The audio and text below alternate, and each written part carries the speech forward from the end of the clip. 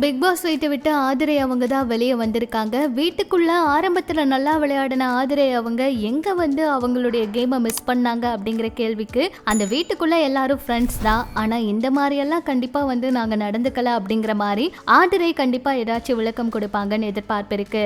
கண்டிப்பா வீட்டை விட்டு வெளியே வந்த எல்லாருமே பேட்டி கொடுப்பாங்க. அப்படி ஆதிரை அவங்களும் பேட்டி கொடுப்பாங்க. அந்த பேட்டியில அவங்க கிட்ட நிறைய கேள்விகள் வந்து கேட்க போறாங்க.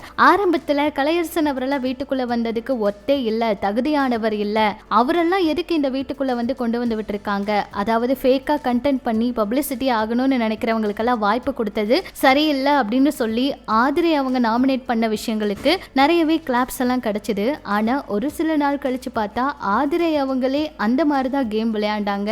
வீட்டுக்குள்ள போன அவங்களாச்சும் அவங்களோட கேமை ஏதோ விளையாடிட்டு இருந்தாங்க. ஆனா ஆதிரை அவங்க எஃப்ஜே அவர்கிட்ட பேசுறது, அவர் கூட சண்டை போடுறது மட்டும்தான் அவங்களுடைய கேமா வச்சிருந்தாங்க. இதனாலதான் நிறைய பேர் கேட்ட கேள்விக்கு அவங்க என்ன பதில் கொடுக்க போறாங்க அப்படிங்கறத பொறுத்திருந்து பார்க்கணும். வீட்டை விட்டு வெளியே வந்த ஆதிரை அவங்களுக்கு ஒரு நாளைக்கு கிட்டத்தட்ட 20,000 பக்கம் சம்பளம் கொடுத்ததா தகவல்கள் வெளியாகி இருக்கு.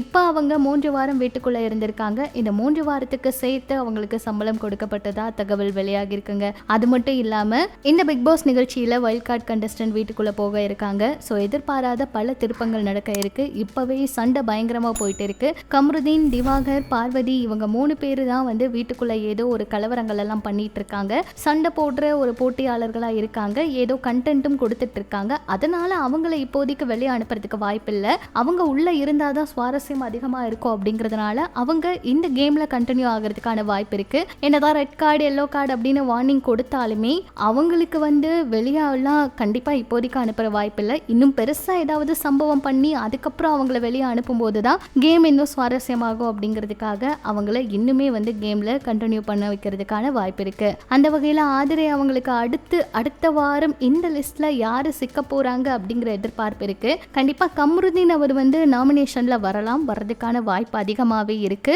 ஆனா வந்தாலுமே அவர் எப்படியாச்சும் ஓட்டிங்ல டாப்ல வந்து வின் பண்ணிடுவாரு. ஏன்னா கேம்ல அவர் இருந்தால்தான் கேம் வந்து சூடு பிடிக்கும் அப்படிங்கிற மாதிரி முடிவே பண்ணிட்டாங்க.